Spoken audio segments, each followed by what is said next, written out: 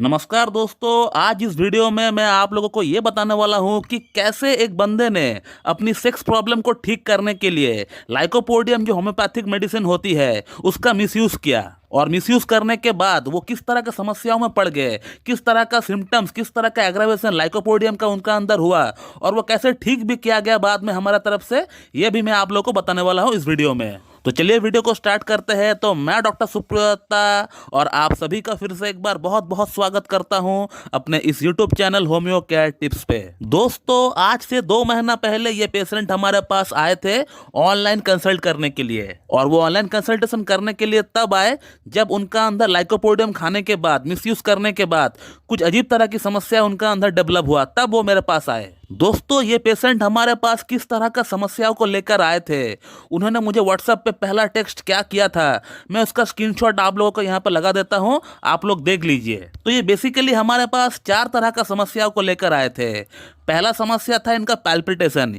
यानी जो है इनका दिल का धड़कना वो बढ़ चुका था, इनका जो हार्ट रेट है वो काफ़ी फास्ट हो चुका था।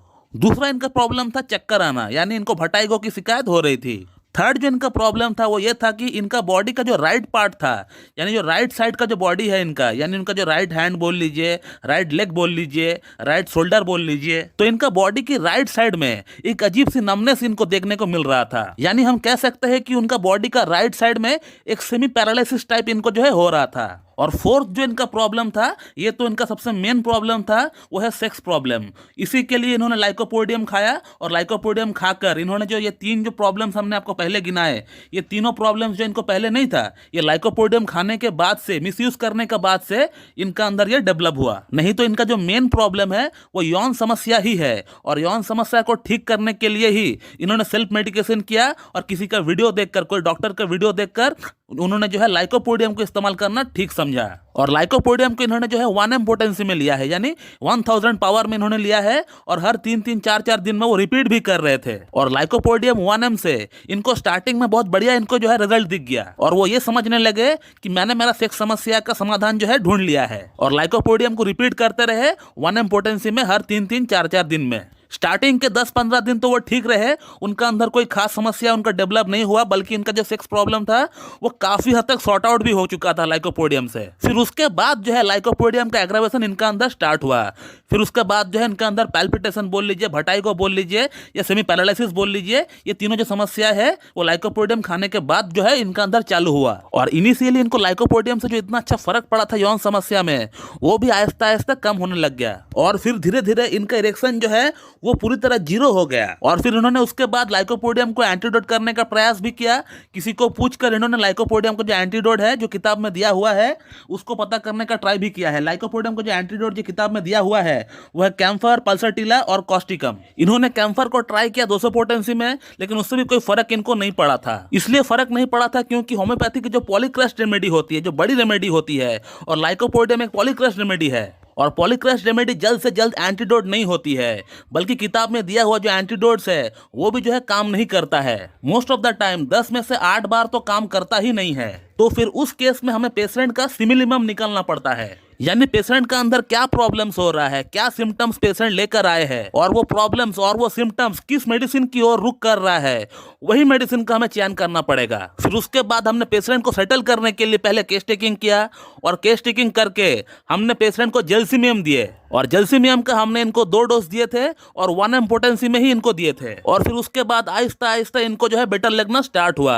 लेकिन फिर भी इनका प्रॉब्लम पूरी तरह ठीक होने में 7 से 8 दिन लग गए थे।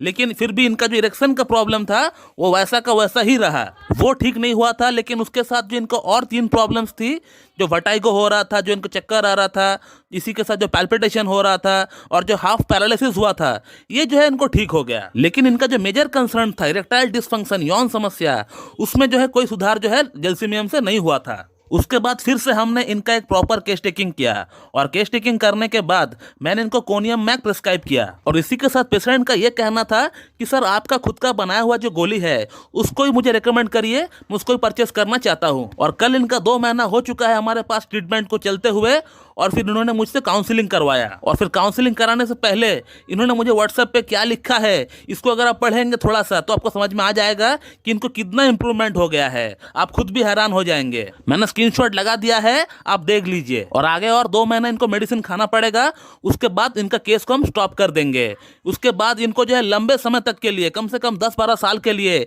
कम से कम यौन समस्या के लिए तो एटलीस्ट उनको और कोई मेडिसिन खाने का दरकार पड़ेगा नहीं। तो दोस्तों, आपने इस वीडियो में ये देखा कि होम्योपैथिक मेडिसिन से सेल्फ मेडिकेशन करना कितना घातक हो सकता है किसी के लिए। और इसीलिए मैं आप लोगों को ये कहता हूं, अपनी वीडियोस में बार बार कहता हूं कि होम्योपैथिक मेडिसिन से आप लोग सेल्फ मेडिकेशन बिल्कुल भी ना करें, क्योंकि होम्योपैथी में एक ही प्रॉब्लम के लिए, एक ही समस्या के लिए अनेक दवाइयां अवेलेबल होती है, और वो सभी मेडिसिन आपको एक ही जैसा सिम्टम्स आपको देखने को मिलेंगे। आप खुद कंफ्यूज हो जाएंगे कि आपको कौन सा मेडिसिन का चयन करना है, किसको नहीं करना है। तो इससे बेस्ट ये होगा, अगर आपको कोई समस्या है, आप किसी एक एमडी क्लासिकल होम्योपैथ के पास जाकर उनके सामने बैठकर उनको केस टेकिंग दे, फिर उनके अकॉर्डिंग आप मेडिसिन खाए। तो चलिए दोस्तों, मैं इस वीडियो को यहीं पे एंड करता हूं। So thank you very much and have a good day.